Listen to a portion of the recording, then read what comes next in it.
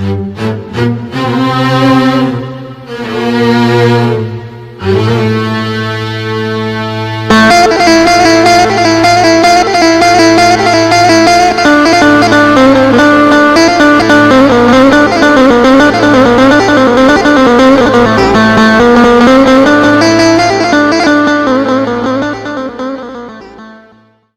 dalam khobar yang diriwayatkan oleh Siti Aisyah berkata, aku sedang duduk bersila di dalam rumah, tiba-tiba Rasulullah Shallallahu Alaihi Wasallam masuk ke rumah, beliau mengucapkan salam kepadaku.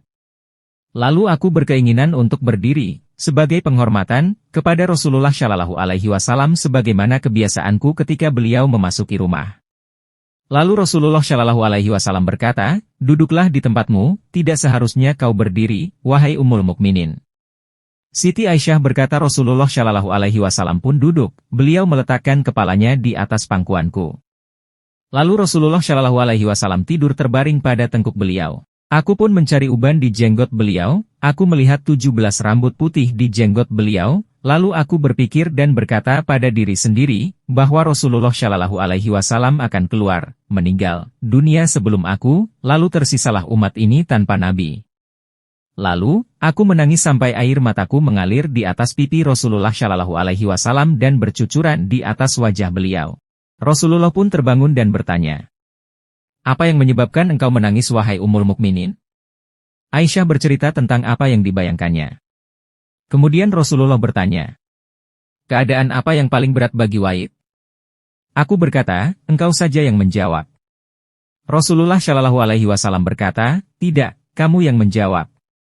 Aku menjawab, tiada keadaan yang paling berat bagi mayit melebihi waktu di mana dia keluar dari rumahnya, anak-anaknya bersedih di belakangnya sambil berkata, aduh ayahku, aduh ibuku, dan sang ayah, mayit, berkata, aduh anakku. Lalu Rasulullah Shallallahu Alaihi Wasallam bertanya, ini adalah berat, lalu apa yang lebih berat daripada ini? Aku menjawab, tiada keadaan yang paling berat bagi mayit melebihi ketika dia diletakkan di dalam liang lahatnya, tanah diuruk di atas dia, kerabat-kerabat, anak-anak, dan kekasih-kekasihnya pulang meninggalkannya, dan mereka memasrahkannya kepada Allah yang Maha Luhur bersama dengan perbuatannya. Lalu datanglah malaikat Munkar dan malaikat Nakir di dalam kuburnya. Lalu Rasulullah Shallallahu Alaihi Wasallam bertanya, wahai Ummul Mukminin, apa yang lebih berat daripada ini? Aku pun menjawab, Allah dan Rasulnya lebih mengetahui. Rasulullah Shallallahu Alaihi Wasallam pun menjawab, wahai Aisyah, sesungguhnya keadaan paling berat bagi mayit adalah ketika masuknya orang yang memandikannya ke dalam rumahnya untuk memandikannya, lalu dia, orang yang memandikan, mengeluarkan cincin jari telunjuk dari jari-jarinya, mayit, dia, orang yang memandikan, melepas pakaian pengantin dari badannya, mayit, dan dia, orang yang memandikan, melepas tiang para guru dan orang-orang ahli fikih dari kepalanya, mayit, untuk memandikannya.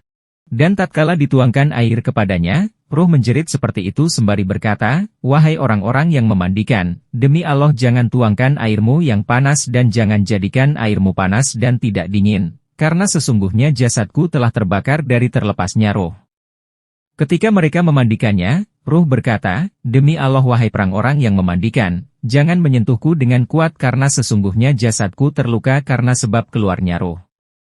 Lalu tatkala selesai dari memandikannya, diletakkan kain kapannya, dan diikat di tempat kedua telapak kakinya. Ruh memanggil-manggil kepada orang yang memandikan, demi Allah wahai orang-orang yang memandikan, jangan mengikat kafan di kepalaku sampai aku melihat wajah keluarga, anak-anak, dan kerabat-kerabatku, karena sesungguhnya ini adalah akhir aku melihat mereka, aku di hari ini akan berpisah dengan mereka, dan aku tidak akan melihat mereka sampai hari kiamat. Lalu tatkala mayit dikeluarkan dari rumahnya, dia memanggil-manggil, demi Allah wahai jamaahku, jangan kalian cepat-cepat membawaku sampai aku berpamitan pada rumahku, keluargaku, kerabat-kerabatku, dan hartaku. Lalu dia memanggil-manggil, demi Allah wahai jamaahku, aku telah meninggalkan istriku dalam keadaan menjanda maka jangan kalian menyakitinya, dan anak-anakku dalam keadaan yatim maka jangan kalian menyakiti mereka, karena sesungguhnya aku hari ini keluar dari rumahku dan tidak akan kembali kepada mereka selamanya. Dan tatkala jenazahnya diletakkan, dia berkata, wahai jamaahku, jangan kalian cepat-cepat sampai aku mendengar suara keluarga, anak-anakku, dan kerabat-kerabatku, karena sesungguhnya aku hari ini berpisah dengan mereka sampai hari kiamat.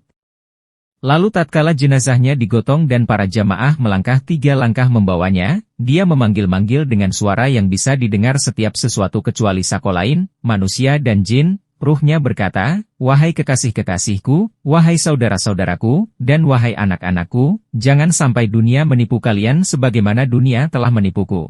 Jangan sampai waktu mempermainkan kalian sebagaimana waktu telah mempermainkanku. Ambillah pelajaran dariku karena sesungguhnya aku telah meninggalkan harta yang telah aku kumpulkan untuk para pewarisku sedangkan mereka tidak akan menanggung kesalahanku sedikitpun dan menanggung atas dunia yang mana Allah yang Maha Luhur akan memperhitungkan amalku. Dan kalian bersenang-senang dengannya, harta, maka jangan kalian meninggalkanku."